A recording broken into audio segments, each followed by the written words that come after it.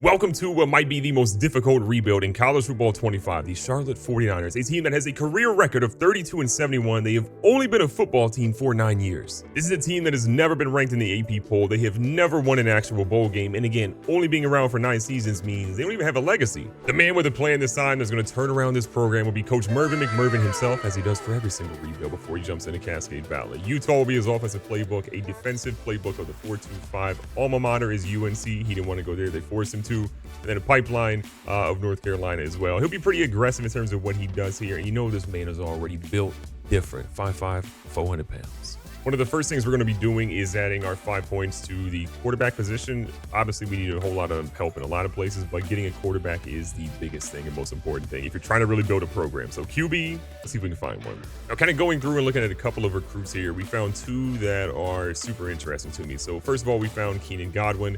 A little 3-star, but he's a gem, so we know he's got a good depth trait. He's pretty much a 4-star. 93 throw power, short accuracy's an 86, medium's an 80. We don't see his deep accuracy, so probably sub 70 or sub 75. But though under pressure, 78, speed 94, acceleration 91, and he's got magician, field general, and fan favorite with probably at least the second depth trait. So I feel pretty good about him. But the other guy I'm looking at here is going to be Emmanuel Ebiketie, I'm butchering that as well, out of Arkansas. The interesting thing for him, he's pretty good across the board. 90 throw power, short and medium accuracy are both 84 plus. Speed's a 96, acceleration's a 93, ball carrier vision super high as well. He's got magician, option king, off platform, winning time, and fan favorite. And the key thing here, every team that's actually scouting him does not have a pipeline tier at all. That's good news for us. Now we're about to play our very first game and see how we do against the James Madison University, but I feel pretty good with where we are with our quarterback prospects. Keenan Godwin, again, the scrambling quarterback. We're in a really good spot. We're kind of climbing up the board for him. We look at Emmanuel as well, same thing. We're in first place there. We're kind of in first place for the majority of our guys, but there's like a guy or two that we're kind of climbing our board up on, like D Burns. This dude is actually phenomenal. He's got 90 speed, he's got 89 acceleration. His change of direction is not great. His tackle's not super great, but if I have a guy with fast speed and we're kind of using him, you can imagine that's going to be a good player to have. All right, it is Charlotte's first game again. This program has been around for 9 years. We are the 10th year of this program. You know what feels good to me? Getting to a bowl game and winning it. That's what our goal is for year one. All right, first drive, let's see how we do. Little RPO action. It's going to be a staple here in Charlotte with Coach McMervin. All right, Max Brown and the running back. What do you guys got? That is the wrong way to spin. All right, big third down on our first drive. Can we be great? Oh, God. Cut that bum. All right, we've got a really nice drive going right now, but on a 3rd and 9 here in the start of the second quarter, we have got to convert if you want to keep it moving. It's going to be close. No. The good news is we completed it. The bad news is it went to 47 and he plays for JMU. Not a good look. Despite a pass that definitely didn't really go our way, we've got a chance to get this ball in the end zone because JMU couldn't score, and apparently neither can we. Brown back here with shotgun. He's going to move his guys around a little bit. Oh, this is just pitiful. All right, 3rd and goal.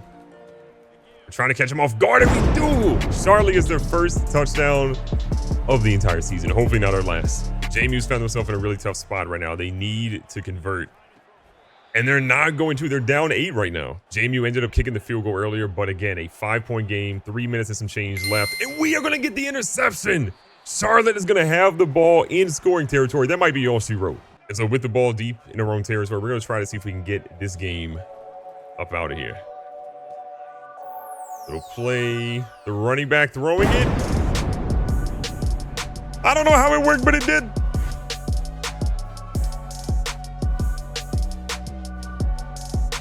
And just like that, Charlotte will start the season with a little 21-9 win.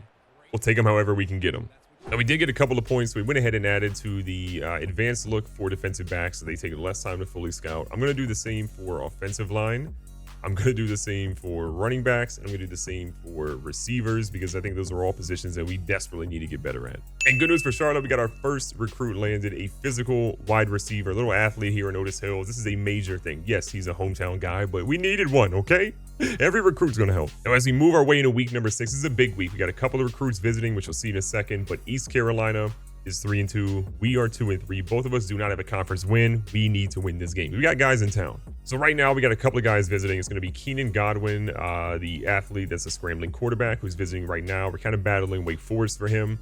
We're going to have a middle linebacker visiting this week, and then we're also going to have a tight end visiting, and we're kind of behind the 8-ball right now. Coastal Carolina's making a strong push for him. They're kind of ahead of us at the moment. He's in his top 3. A really good visit this week could mean a whole lot. So we need to land this game and win strong. We're finding ourselves here with a big 3rd down and 6 to open this game up. We desperately need a victory here, and that looked like it was going to be good, and then they stopped it. If you know anything about Coach McMurvin, though, this dude is going to go for it on a 4th down more often than not. He believes in his squad. He's going to try to make something happen here. So on a 4th down and 4, he's looking. He's got one, and it goes a completed pass, but it goes right to number 10 of ECU, and they've got the ball ready to drive. Now, the defense did their job. ECU is not able to make their field goal, so we've got the ball right back, and we are losing yards. So 2nd and 12. We are in trouble. We're doing our best, but this ECU team, they came to play, and they are shutting everything down. We're punting again. Finding ourselves here with another 3rd down. We're almost in field goal range, though. Tough times, but a 4th and 1. I think we go for this. Needed a big conversion here. Look at this. Kelman's going to find his way in for that 1st down. But despite Kelman's effort, we're going to have a little field goal opportunity here. We're not able to get the 1st down, but the field goal was looking like it has some chance here. It's going to be close. And that bad boy was barely good. We find ourselves here in the 3rd quarter with ECU having a little tiny lead of about 3 points. And we're just trying our best to keep them out of the end zone. Make them kick a field goal, we're fine. Simmons, one of our linebackers, is absolutely torched right now. The wear and tear is emphatic, and he is getting thrown around. The running back is moving. It's 1st and goal again. Trying our best to get to the quarterback. He throws a quick slant, and he holds on to it to get to the 5. ECU staying in shotgun. They go with a little RPO. We were in man, and our guys aren't there. ECU extends their lead big time. We find ourselves in the 4th quarter. Honestly, the offense has been really stagnant. Haven't really gotten much going. With 6 minutes and some change left, I don't quite know how this one's going to be. And our running back drops an easy catch. Max Brown makes a little check here. Another one. Another 4th down for Charlotte. ECU again, not able to score on the previous drive. And another drop pass is killing this team. The hard part about where we are right now is that we actually need multiple scores to make this a competitive game. And our guys, even our receivers, can't block for very long. 2nd and inches. Brown got some time here. We'll take that. Kelman line up in the Wildcat here. ECU, see if they get caught off guard. Little trick play. We've got him deep. This is going to be close, and he gets down to the 30. 3 minutes left in the game. Sometimes you get desperate. You got to try anything at all. Brown back here to the play action.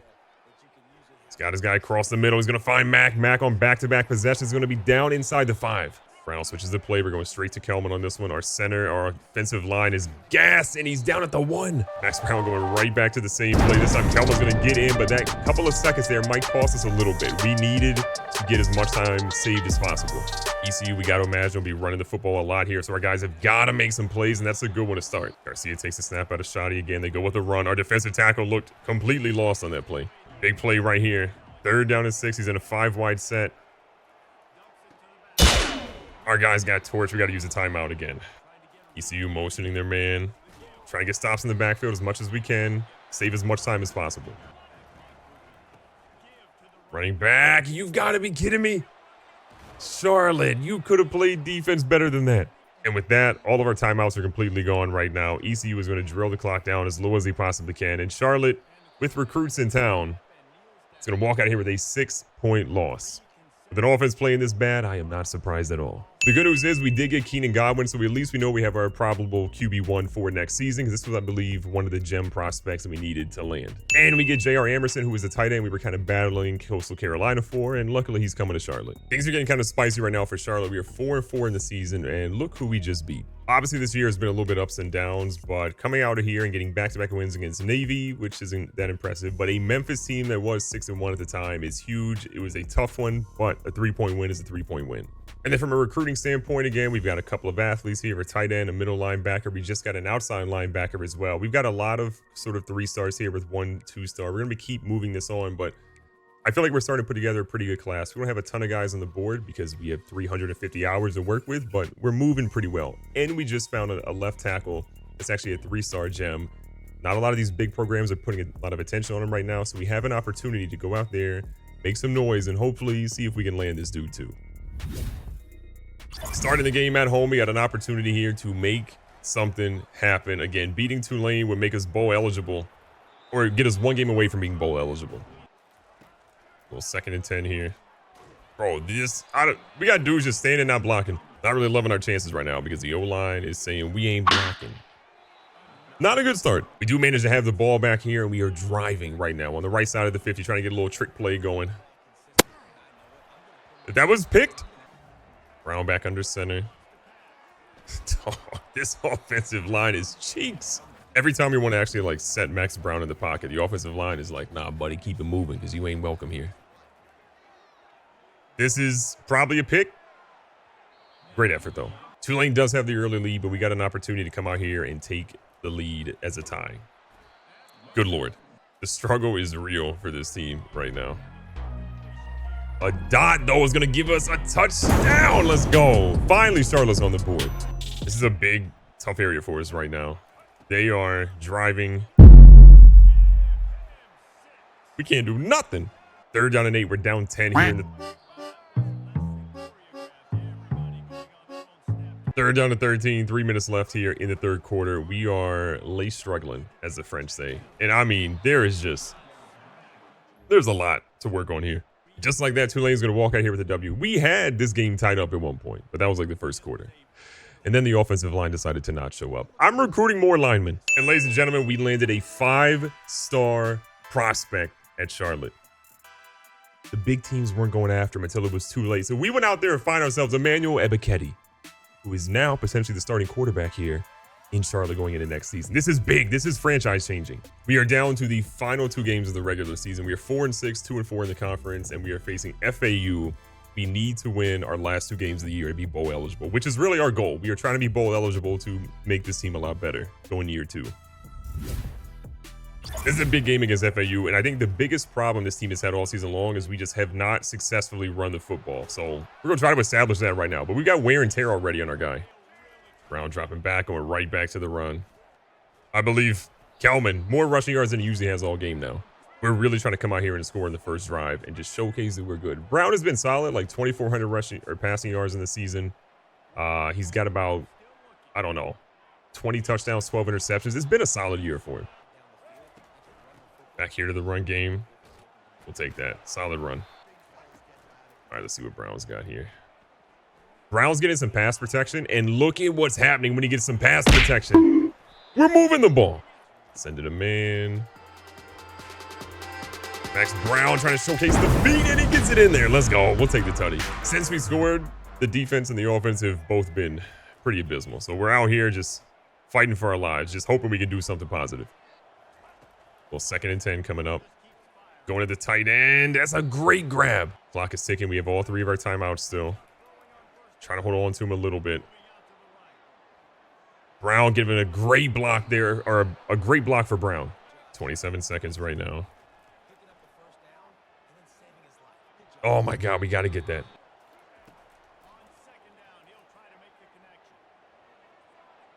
Things getting spicy again. Look, Max Brown will run for first downs or near it if he can. 3rd down, 1 yard to go. Oh, we're using a timeout. The squad really does have a chance, though. With 9 seconds left, something could potentially happen here. Brown's going to throw one up. He got it. Are you kidding me? What a grab. What a touchdown.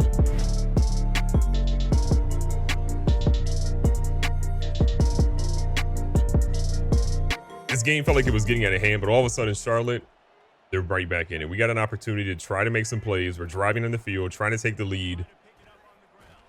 And Kelman just continues to struggle. He might be the worst running back we've had in a long time. A big 4th down. Coach McMurvin wants to go for it here. Brown has been using his legs a lot today, and he safely does it again. 3rd quarter nearly over. We are going for it again on 4th down. It's intercepted. A tough thrown ball. And FAU has the ball right back. Things are getting spicy right now. It's 4th and 2.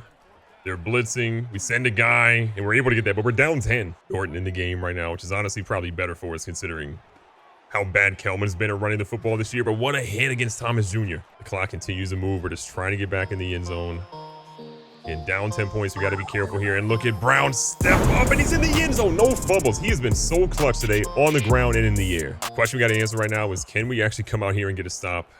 FAU deep in their own territory. Their running back just put a move on our defenders right now, and 2nd and 5. Obviously, he's draining the clock right now. They only have a 3-point lead. The running back slides out here. It's like a screen of some sort. That could have been a safety, but he gets rid of it at the last second. Our guys are in a really tough spot right now. It's 3rd and 5. They throw to the guy that we thought we had. It's a huge hit, and they keep it moving. We're going to use the timeout here with 2:05 left to give ourselves a 4th timeout. 2:05 left. They're going to send a man in motion here. They go with the run. We're going to keep him pretty much in the line of scrimmage. That's good news. Is the 2-minute warning hits. Looks like a tight end's going to move in motion again here. They go with the run. He's going to cut up, but again, we're going to keep him pretty shallow. 3rd and 9. FAU goes to the halfback draw, and we're going to get this stop, call the timeout, and it's a 3-point game with them punting. 2 minutes left in this game. Look, we have to win the last couple ones because we need to get into a bowl game if we're going to make this team reputable. That's not exactly a great return. So with the ball back, 1:46 in a dream. Can Charlotte do enough to keep this one competitive? And that's not how you want to start. 1:41 left, Max Brown. A close one and another case of the drops. Obviously, this is going to be 4-down territory for Charlotte. Another drop. Charlotte finds himself at a 4th down, 11 yards to go. The pressure from the offensive line letting everybody through, and Charlotte is going to lose this game. So close to being bowl eligible this season, but against FAU in a tough one. They made it close, just couldn't get the lead. Recapping how our season went, we ended up only winning. We go 4-8 throughout the entire year, but 25 touchdowns, 15 picks by Max Brown. It was a pretty solid year overall with just under 3,000 yards passing. On the ground, I think our running game was the weakest part we had. Kelman averaged 3.5 yards per carry, 7 touchdowns is solid, but I think part of it might have been him. Part of it could have been the offensive line. Probably more blame on the O-line, but we need more production from a running back than just 3.5 yards per carry. On the receiving side, we didn't have a 1,000-yard receiver, but Jarris Mack was great, and he's coming back hopefully next year. We hope he doesn't leave because he had a nasty touchdown catch you saw in the previous game. But 9 touchdowns for him led us all along with 900 yards. Olsen was good in his senior season. But we have some other guys that I think we can count on going into the future, but we also need some big people to come in the offseason. Defensively, Xavier Simmons, the junior, had 105 tackles for us, leading us on the entire season. From a sack perspective, we had Dre Butler get 5 sacks on the QB and interceptions. We had a couple of guys tied with 2, but we just got to be able to force more turnovers and get to the quarterback a whole lot more. Now, this offseason, a big change we're making is firing our OC and our DC, because I didn't like anything that I saw. Now, in terms of who we actually hired this offseason, we got RJ Turner, a D+. I'm not happy about coach prestiges, but a D+ offensive coordinator that has motivator. He actually has talent developer. I rarely, if ever, see a coach actually have this. And he has recruiter to a decent degree. So I feel like we'll be okay there. And then for Chris Moss, coming from Arizona State University, he'll be our DC. He is master motivator, which I think will be actually super important. And he spent about 35 points in the actual recruiter tree as well. So we needed a little bit of help on that side. This should be a little bit better than the guys we had last year, but not a crazy improvement. I was really nervous to see which players we're actually trying to transfer. We are losing our top corner in CJ Burton, potentially. We're going to try to persuade him. Probably not going to work. Yeah, he's not been persuaded. Okay, so he goes to the transfer portal, which means we're going to have an opportunity for playing time, which could help us. Our left end, a low chance to persuade him to come back. Not persuaded as well. I think our second corner overall, try to persuade him. Did not work. And then I can either try to get Rutledge or Purdy to come back. I don't need Purdy because we got a couple of quarterbacks. I'm going to try to get Rutledge to come back. And we got one guy to stay. So 1 out of 4, we ultimately got, well, there was 5, but 1 out of 4 is what we have from a persuasion perspective. But it's going to be a tough offseason. The transfer portal is officially done, and this has been a really rough recruiting class. We went from 1 star to 1.5 stars after this year, but we got, Hills and Godwin, and we came down here. We got our 5-star and Ebiketie. I'm not sure how we say his name, but we're going to be calling him Ebiketie. We got some corners across the entire time, which will help because we obviously lost some corners, some athletes, some offensive linemen, some D linemen. But then there's some guys that ultimately decided not to sign. But I feel like overall, it's okay. But 15 is not what I was expecting. If we go to our top classes list here to see what we ultimately ranked at, I don't think we're going to even be in the top 60. I lied. We're number 57. The 1 5-star definitely helped us out a little bit, but we needed probably a lot more guys on this team. Now, in terms of our athletes, we have 4 of them. We got to change their positions really quickly. This guy's obviously not super highly rated, but he's going to go from a 57 overall athlete to a 63 overall left guard. Keenan Godwin, obviously we signed. He should be a quarterback as his highest position, and it is a 71 overall quarterback. It's going to be a bit of a log jam there, but we know that our 5-star is more than likely starting. Mr. Otis Hills is actually the first guy we signed. I thought he would have been more of a wide receiver, but they're actually saying he's more of a tight end. And honestly, I'll be here with that. So we're going to put him at tight end and see how he does. But the big signing we got, the best signing we got was Ebiketie, who is now going to be... Wait. Tendency Scrambler. And they're saying he's better as a receiving back? Wait a second. All right. I'm a little confused here. He's got Magician, Option King, off-platform, winning time, fan favorite. 96 speed, 93 excel, 95 agility, 97 change of direction. Those are all crazy. If we go to find his actual row power, 90. So, like, how is he only a 71? I think we have to make this dude... That's crazy that he's that high of a running back. But quarterback, they have him as a 74. That's crazy to me. Now that I'm kind of evaluating this a little bit, I know that Max Brown came back for this year, but I look at Keenan Godwin. I think we might actually make him quarterback. And then I think we might put the dude that we thought was going to be a quarterback at halfback because he's going to be like an 83 overall and probably our best one. And even if Kelman has a higher rating from his training boost, he was doo-doo. So this allows us to have a quarterback and a running back this year instead of having both these guys at a log jam. Unless Godwin could be a freak running back too. No, he would be a 63. Okay, we're gonna do this. I'm shocked we're doing it. But our 5-star recruit that we thought was gonna be a quarterback. I'm gonna be honest, I went back and forth on this for a while, and I kept saying I put him a quarterback. I feel like it's a mistake not to put him at quarterback, but Keenan Godwin is gonna be good enough at quarterback. We're gonna make him start this year. Ebiketie is going to actually be a running back. I can't believe this is happening. His ratings across the board are some of the best I've ever seen in any position. Like he could literally play almost every position on the field, except for offensive line. But he's going to be our best running back, and we need him and Keenan Godwin to take us to the promised land. Kind of going back and looking at our tight end situation, I'm actually going to put Otis back to receiver. And the reason why I'm going to put him at receiver is because if you look at this, he would actually be our number 3 receiver with 91 speed. We kind of need a little bit more help there. So I would rather get him involved early on, and we're going to move him there. From a training results standpoint, Max Brown goes up 2 points to an 80. A lot of these guys are kind of sitting around. I think we're going to start Keenan Godwin no matter what this year. At running back, Kelman goes up to an 83, but after what we saw last year between him and the offensive line, I don't know how much playing time he's going to be getting. At wide receiver, our best receiver, Jairus Mackos, stays pretty much stagnant, stays at an 80. Our receivers don't go up at all. None of our receivers went up at all. That's tough. Our tight end stays the same. Most of these guys are actually not going up. This is tough. Okay. We got some boosts here. This is going to be helpful in the offensive line. Not a ton, but enough to make us maybe dangerous. But as you can tell, like most of our offensive line is like not great. Isaiah Bullerdick is an incredible name. He's going to be a 78 overall. But we've got a lot of work cut out for us. At a right tackle, our best guy's a 70. So there's going to be a lot of running at the QB position. Left end, nobody increased. Right end, nobody increased. Defensive tackle, nobody increased. Left outside linebacker, nobody. Oh, this is terrible. I mean, you're not seeing a green arrow on any of these guys. We are in so much trouble.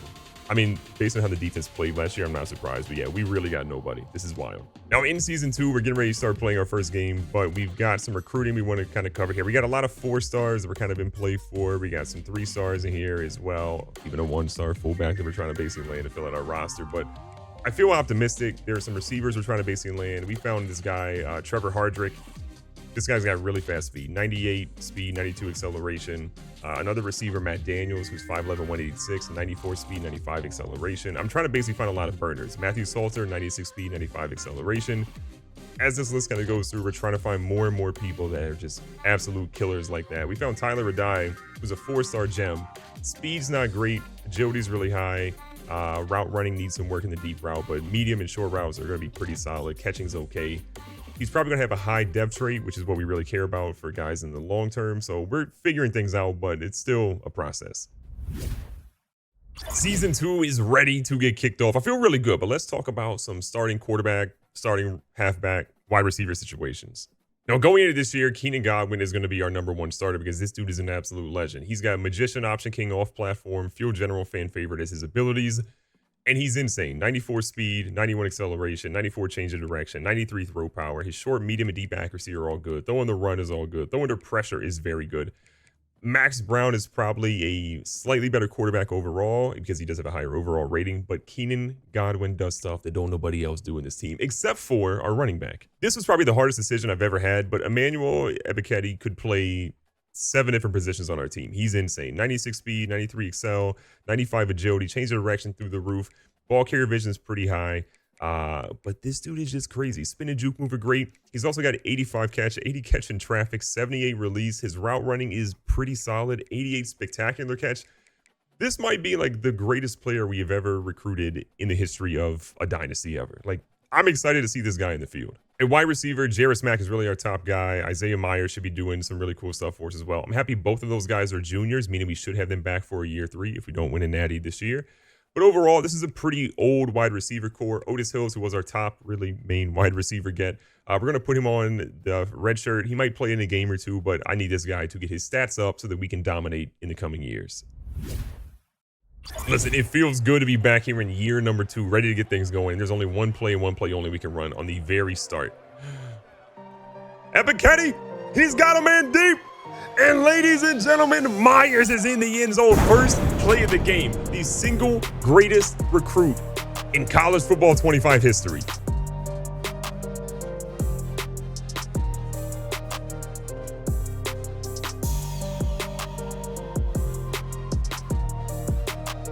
Big third down for the squad. We're actually going to go ahead and change our play up here. Ebiketie, little run up the middle. This man's already got a passing touchdown. Oh, he almost had that juke to the edge. I really feel like behind Keenan Godwin and Ebiketie, this team is vastly different than what we saw before. And look at the 96 speed in full effect. The young man is about to throw up the Heisman.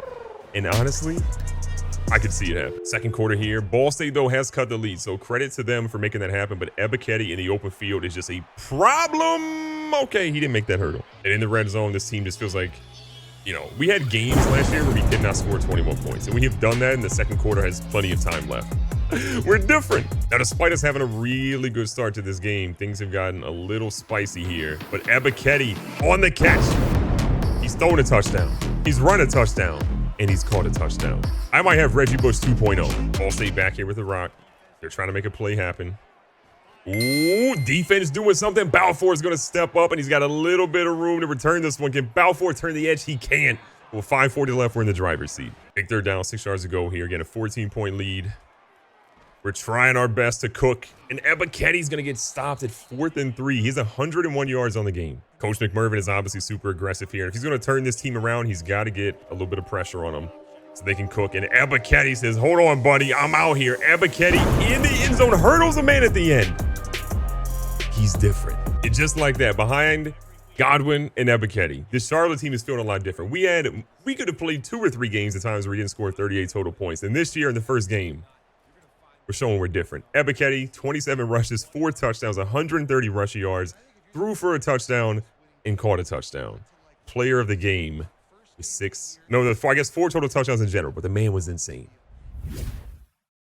We are back this week with a very important game. It is week 6, playing against Rice, and we have a big-time recruit visiting a linebacker that I think will be good with. So we need to win this game, and we got to show out. I think we can do both. All right, the squad is ready to get things going. That is not how we started. All right, a little second down. Ooh, they blitzing. I hit a man on the ground. Okay. All right, things getting a little spicy here, but I like our chances. We haven't really given the ball to Ebiketie yet. It's probably not going to happen on this play, but after this, if we happen to convert. All right, well, 3 passes and our quarterback got hit each time. Let's do better on the next drive. Oh, things are definitely dangerous. We are pinned deep in our own territory. I just selected a play that is not a smart play to run. We're down 2-0. Starting to see the wear and tear really stack up on our guys. Oh my God, my ankles. Oh my God, my ankles. The last time you saw us out there, we ran a play that didn't really work. And Ebiketie has a left hand injury after getting injured a little bit earlier in a couple of weeks ago. So we're going to see what happens here if we run this play a second time. And Ebiketie is ready. Good thing it's his left hand, because that right hand is out here doing things, buddy. Look at the lead we got. We're back. Rice is fresh. Back on the goal line. Rice is actually battling back. It's a 16-28 game right now, and we are trying to be better. And we're not. Ebiketti's wear and tear is actually pretty high. Godwin's wear and tear is actually pretty high too. And we are just trying to keep our guys safe. That's probably not how to do it. Ebiketti's going to slide over in motion. We're going to hand the ball off to the backup running back, former starting running back last year. And Ebiketti's really taking all of his carries. As much as we were up on Rice earlier in the game, they have found a way to really keep it even here. And I'm just trying to make sure our starting running back with some wear and tear doesn't get hurt. Like, Emmanuel Ebiketti is the single greatest prospect we've ever seen in our entire lives. So I need that man to be healthy as humanly possible. Quarterback out here roaming, and look at Keenan Godwin. He's the truth. Big third down to 7 for the squad. Ebiketti, the slowest spin move possibly ever, but that wear and tear is cooking him. Everybody knows Coach McMurphy is not a fan of kickers, and so he's saying, you know what, buddy, you can stay in the sideline because we got Emmanuel Ebiketti. And he got the first down. Godwin going to roll out a little bit. Got a guy, but man, they could not steal that edge. Ebiketti's going to move in motion here. Godwin, a little bit of time, has a tight window, and Thomas Jr. gets down quick. Godwin's had a weird game. 101 passing yards today, which is really low for him. He's got about 60-some rushing yards. This is a guy that can easily put up a couple hundred here and there, but today has just been weird, just like that play. Well, 2nd and goal. I mean, I think that's going to be pass interference, since they just straight tackled our tight end as he's trying to go over there for that pass. And ladies and gentlemen, it is. Ebiketti's feeling a little bit better, but still pretty gassy. Everyone's behind him up the middle. He goes in the end zone. Another rushing touchdown to add to his already impressive total. The man's like, do you see that? Are you not entertained? And just like that, Charlotte is going to improve to 3-1 on the season. Our only loss being to Akron, but I feel good. A 42-23. Look at the offense right now. Godwin, Ebiketti, Evans. We got so many dudes that are cooking. And Ebiketti. 100 rushing yards on 25 attempts. Let's lower the attempts some because his wear and tear is starting to pile up some. And the recruit we had visiting this week, Larry McCreary, he's a defensive end, not a linebacker. I was wrong, but we got McCreary to sign. Now, this week in week number 12 is a very big week for Charlotte. We're 6-3 in the year, 4-2 in the conference. We're facing a very tough East Carolina team that is number 22 in the nation. And from a conference standpoint, we're not going to actually win our conference because Tulane, number 6 in the nation, crazy. They're 81 in the year, 5-0 in the conference. We have a chance to probably finish out maybe 2nd, or maybe, I guess, tied for 3rd technically because there's 2 teams tied right here. But beating East Carolina would be big. It would move us into a really good spot where we'd be ahead of them in the conference. And it just shows that we're getting better every single game. And then from a recruiting standpoint, we haven't really had the best recruiting class, even though we've been trying. A lot of teams like Duke have been stealing some of our top prospects, but we got a 1-star fullback, a 3-star defensive end, a 4-star center. We have a 4-star gem of a receiver in Tyler Radai. And then we also have Mr. Salter, Mr. Matthew Salter, a 3-star gem as well. A lot of guys we're very close on, but we are missing that big prospect like we had last year. The transfer portal is going to be very important for our team. We're going to be playing at ECU today, so it's going to be a very tough game. We don't have really that signature road victory this year, and this could definitely be it. Will it put us in the top 25? No, but it inches us closer to being a relevant program again. Let's see what our squad ultimately has here. We have got to rely on our dudes being healthy. Ebiketti actually got hurt earlier this year. Ebiketti had a foot fracture, missed about 2 games, I believe, but we've got him healthy right now. We're praying we can keep him healthy for the rest of the season. Beautiful route here. Look at Weber get the first down. Little first down.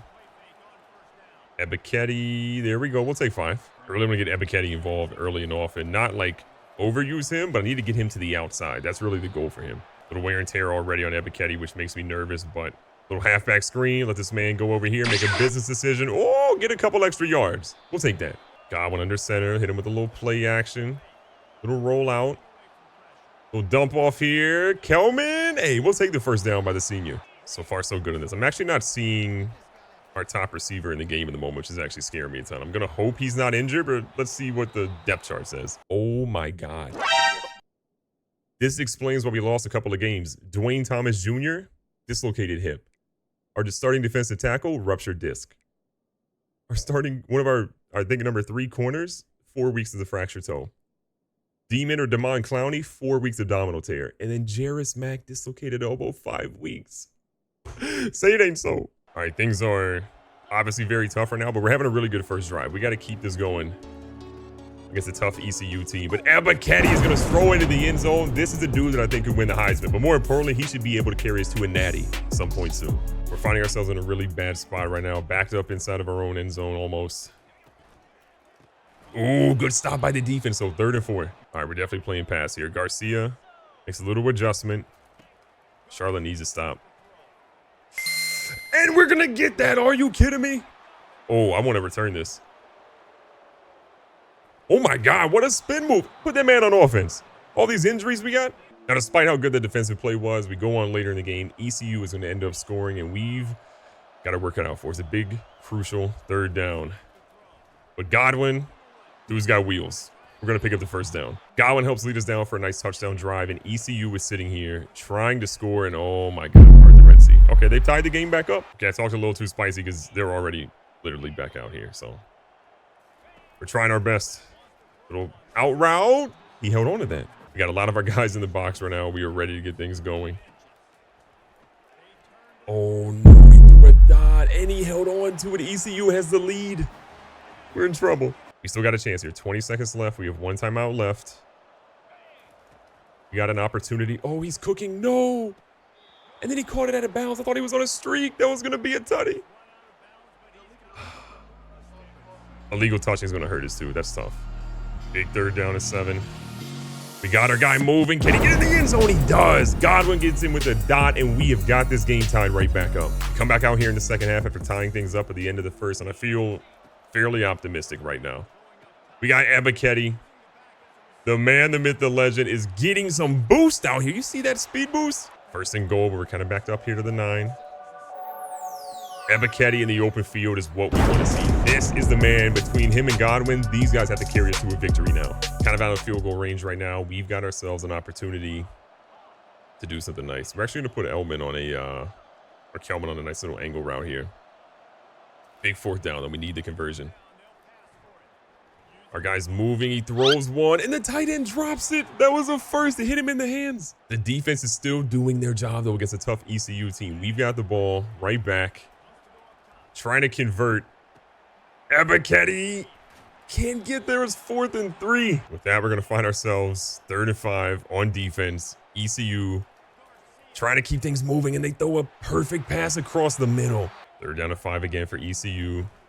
They go with the RPO. A big hit. This man is still moving. We're trying to bring him down, and he gets the 1st. East Carolina, a new set of downs. They got to be feeling good. They throw one, and oh, Clint Scales could have got that. But wait, there's a penalty on the play. On who?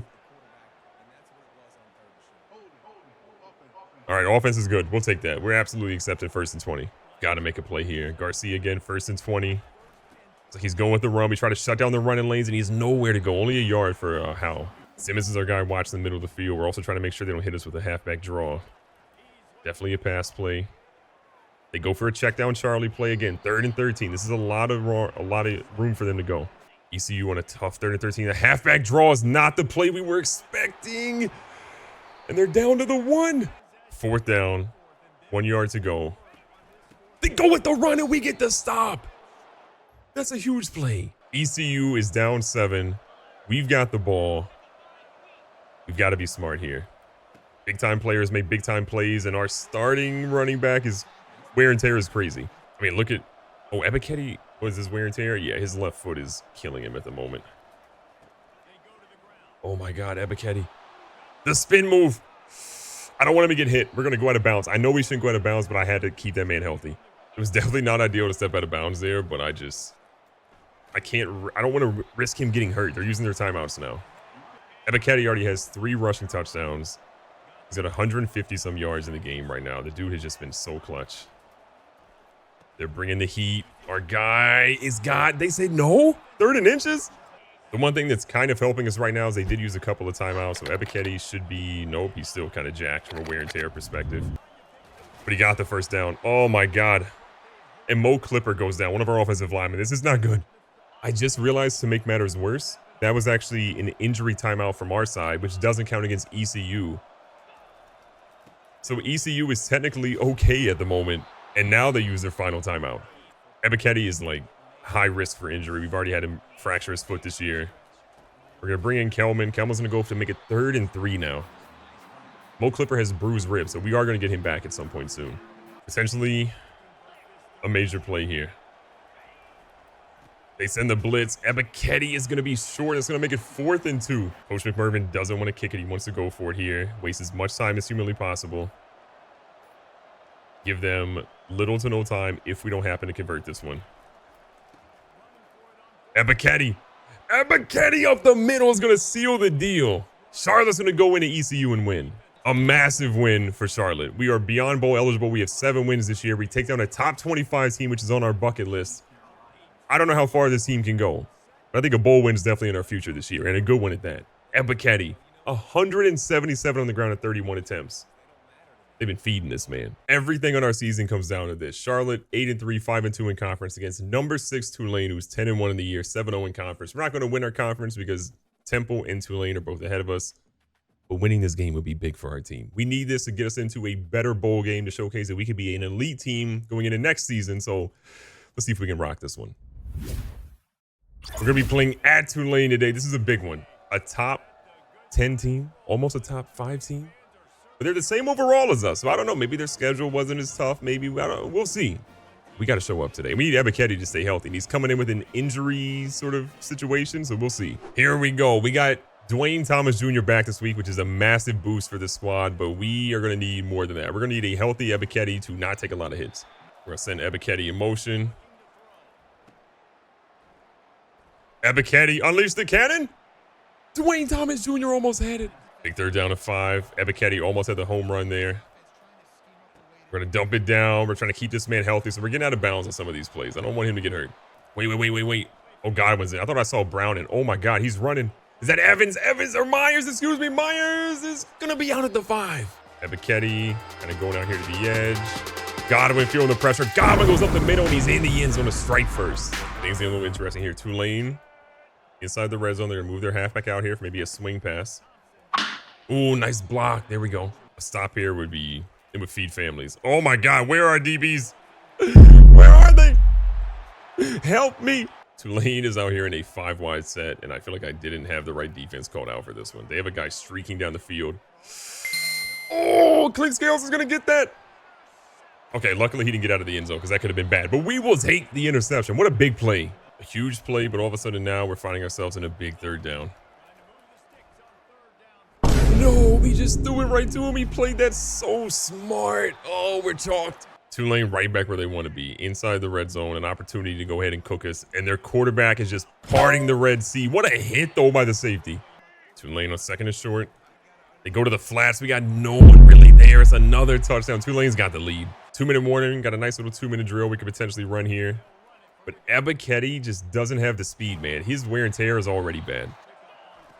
2nd and 4. Dropped it. 3rd down, 4 to go. Ebiketie out of the backfield. Generational. We'll take that 1st down. A late hit again. Feels like Ebiketie's just like basically playing on one leg right now. But the dude is unbelievable still. -5 speed, and he's still cooking people. 1st down, Godwin. Pulling out to the right. He's going to get rid of this one. 2nd down, keeping it moving. Looking for a block. Didn't quite get it. Dwayne Thomas Jr. Generational moves by himself. Godwin's had a really tough game so far. He's already got 3 interceptions in the 1st half. So Tulane has been cooking this man left and right. We're going to our tight end, and he drops another ball. This is happening all season long. Find ourselves in a pretty tough spot right here. Godwin under center. Looking to make a play. Blindly is going to have Myers, and Myers with a nice move inside the 20. The Charlotte team's fighting, man. We don't have our starting wide receiver. Missing a lot of guys on defense as well. But our team is just airmailing on some throws. He's cooked. I still believe in Godwin, but man, he's got to make those throws. Like, those are throws you cannot miss right now. Godwin again is going to use his legs. That's one thing he's got is a great advantage. He's got his 1st and goal. Under a minute. Ebiketie, they stop him at the 1. The 2. Norton's going to come in the game here. And he's in the end zone. Ebiketie, we'd love to have him there, but we need that dude to be healthy for the 2nd half because we are going to need him. Tulane has continued to cook here in the 3rd quarter. They have a 7-point lead. We've got a massive 3rd down, trying to make a play. Ebiketie's speed, again, the big issue here. I need him to stay healthy, but he's upright, and the hit doesn't look too bad. Our squad is in third down after third down right now.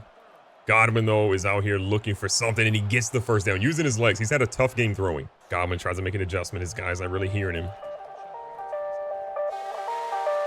On the run, throws another one, and it's a dot this time. The game is tied back up. Our defense is a huge interception, which gives us the ball back in really good field position. And are you kidding me? Kelman with the move in the open field. We have the lead against Tulane in the third. Here in the fourth quarter, under 3 minutes left. Tulane has the lead right back. And we are trying with Ebiketie throwing a bomb to Myers, and he's in the end zone. That is going to tie this game right back up. This team will not go down without a fight. This is going to be the biggest drive of the game. Can we actually get a stop against Tulane or force a turnover even? Try to see how much Tulane is actually going to run the football. Oh, they go with a screen, and we got guys all over it. This feels like a passing situation for them right now. We can't imagine they would go with a run. They torch our guys, and they stay in bounds. What a throw by Ty Thompson. Tulane continues to fight down the field. 2-minute warnings coming up now. A play action, and he catches it while diving. I'm shook. This is the point where we can imagine they might slow it down a little bit, but if they get risky, we got to hope we can make a play, but good stop, making them lose a couple of yards. Our guys, again, potentially see if they're going to do anything with the run. They bring their tight end back over in the backfield. Got a couple of guys here. We're able to stand them up. 3rd and 9. We're going to call the timeout. They actually go with the run. We have no one in the middle. Let him score. Let him score. I'd much rather him score. We got 1 minute 47 seconds left. I would have preferred to get a stop. We parted like the Red Sea, but I will take having this much time and go get a touchdown. This game has been an absolute battle the whole time. I just don't know what we're able to do here. Ebiketie in the open field is what I'm looking for. Yup, get the yards out of bounds. We got to take down the team at home. A dime. Minute 30 left. Trying to catch him off guard. The defender stopped. Myers is deep, and I know we scored with way too much time, but I couldn't resist going for it there. Tulane is sitting in a spot where they're in the driver's seat. We tied it up with barely any time left. It's up to them to do something, and their running back doesn't even see it. Tulane with the play action. Oh, in between our zone. That hurt so bad. They used the first timeout. 2 timeouts left, 1 minute and 9 on the clock. A field goal obviously wins this for them. We got to go for a strip. It doesn't work. Going for another one. That doesn't work either. We're not fully afraid of a field goal because field goals obviously aren't easy for a college kicker, but that's a good stop here. They ran this play earlier. I think it might have been a run. Oh my gosh. All over the field. Big hit. We're going to use our timeout here. This is a massive 3rd and short. Do they run it? Do they go for it? Are they running it again when they bring a guy over here to the slot? We got a defender in the backfield, but we have no timeout. So there's going to be a little bit of time left on the clock. Minimal time left. We need them to miss this or we can block it.